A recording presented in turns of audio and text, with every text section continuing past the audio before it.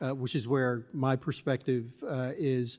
We're working to make sure that police departments, for instance, both at the federal and state level, are protecting all members of society, marginalized communities, indigenous communities, LGBTQ communities as well. Thank you very much. I yield back. Thank you.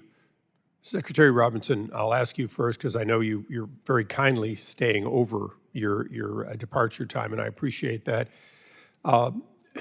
Obviously, there's been a rise in narcotics coming into this country, but there's also a rise in narcotics affecting countries in the Western Hemisphere.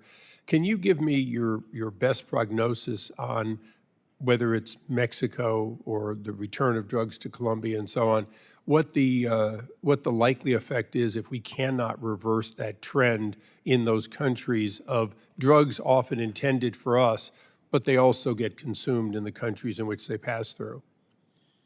No, absolutely, it's a threat, and I would say, frankly, the Office of National Drug Control Policy has better statistics and more expertise, but both of those countries have reached out to ONDCP about the rise in local usage of narcotics and synthetic drugs. And this is happening around the world. We get it from our partners in Europe and Asia as well. So I just want to ask a leading question, if you can indulge me. Would you say, from your experience and from the experience of the State Department, that one of the kindest things we can do is have a strict enforcement policy both here at our border and in cooperation with these countries? Because if we don't, we're not just causing drugs to come into the United States, but we are in fact affecting this very stability of these countries, most of them to our south. Well, number one, I think it's incumbent upon every country to secure their borders. But what we want to do is strike a balance, right? We want to make sure that we're stopping the bad things that are coming in, but allowing trade, allowing the free flow of investment. And that's a little tricky. That's why I think it's good that we work with the Department of Homeland Security and Department of Justice and have an interagency team that is looking at all of the different aspects of this so that we can address this issue. Well, I'll just share with you, I have the busiest land border in the world there in San Diego.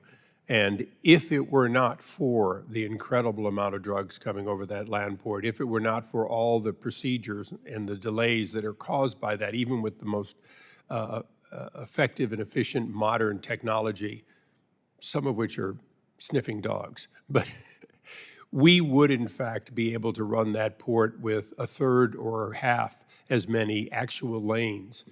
There's no question at all that drugs and to a certain extent human smuggling make a huge difference in our effectiveness.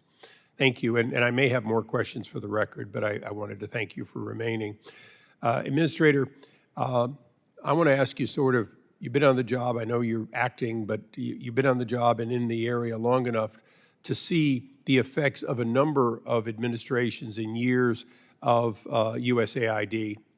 Under the Trump administration, there was an attempt to dramatically consolidate some portions of our foreign aid and investment. Some was consolidated, some wasn't. I happened to be during that time at TDA, so it was one of the small agencies that wasn't. From your perspective, are you better off with a multitude of small agencies and agencies that sometimes even compete, sometimes coordinate? And that would include, of course, the EXIM Bank and others, Millennium Challenge. Or, in fact, should this committee continue to look at a direction toward competing against China and other, quote, aid producers that aren't always aid deliverers, to have a more, if you will, coordinated attempt? And I know that's a broad question, but it's one that I think we need to look at, that we created the Millennium Challenge, we've created each of those agencies. This committee was responsible for making TDA an independent agency back in the 90s. We did it all for good reason, But is that still clearly an impediment when you have to run to Commerce and run to a lot of places to try to put together your programs? Thank you, Congressman. It's a big question, maybe slightly above my pay grade, but I appreciate it. But you don't have to comment on the DOD part of it. I'll leave that part alone at least. All right.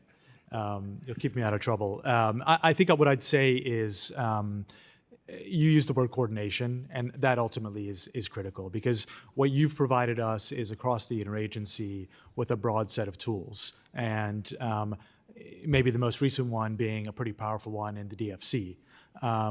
We have seen that when we bring that full toolkit to bear, we can be very effective. Ecuador has come up here today as a place that's facing some really significant challenges, that has both the prior government and this one a strong interest in partnering with us to meet those challenges. DFC has actually responded in a big way in Ecuador. I think it's per capita the biggest market now for the Development Finance Corporation. So that, in combination with what USAID doing, what INL is doing, I think is a good example of when we bring those various tools to bear on a specific challenge and opportunity in terms of that bilateral relationship, how we can be effective. But I think, to your point, that the challenge for us in the administration is making sure that we are coordinating among those various tools. So I'm going to close with just one question for you. Not to say that we need to create yet another hat somewhere in some agency or above an agency, but should there be a single point of contact reporting, if you will, to the president for coordinating, for competing, because some of your activities, obviously you're not in the State Department, even though you partner with them. You're not in Treasury, even though you partner with them. You're not in Commerce, even though, and the list goes on. Is in fact that question of who above your pay grade could ensure that that cooperation doesn't just occur sometimes, but occurs all the time? I think I would say, and the Assistant Secretary may have reflections on this as well based on his tenure, we see each other a lot. I know you try. I'm not for a moment doubting the effort. I just was asking the question, and maybe for the Assistant Secretary that would be a good question. Can we do it better? Well, I would absolutely agree with you that we should always be asking the question, can we do it better? It's, again, tricky, right? Because all of our authorities are different, and the way we get money is different. That's why the coordinating... Even the color of how you can spend it is different. Exactly. And so that's why the coordinating responsibility of the NSC is so important, making sure that we all get together to hash these things out. As Michael said, we spend a lot of time together anyway, but could we do it better and more effectively? Absolutely. Okay, well, in closing, if you wouldn't mind opining with further thoughts, either without questions, or I'll be happy to add additional questions, but it is an area where I think for the long-term good of this committee, we need to look and say, can we provide ability for you to do it better, which might include changing, if you will, the color of money, the authorities, coordination, and so on. I'm not on the Armed Services Committee, but I hear from them often their strengths and weaknesses, because they can spend money differently than you.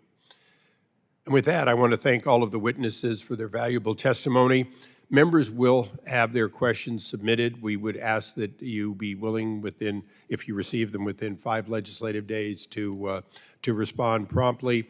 The committee, pursuant to the committee rules, all members will have 5 days to submit statements, questions, and extraneous material for the record.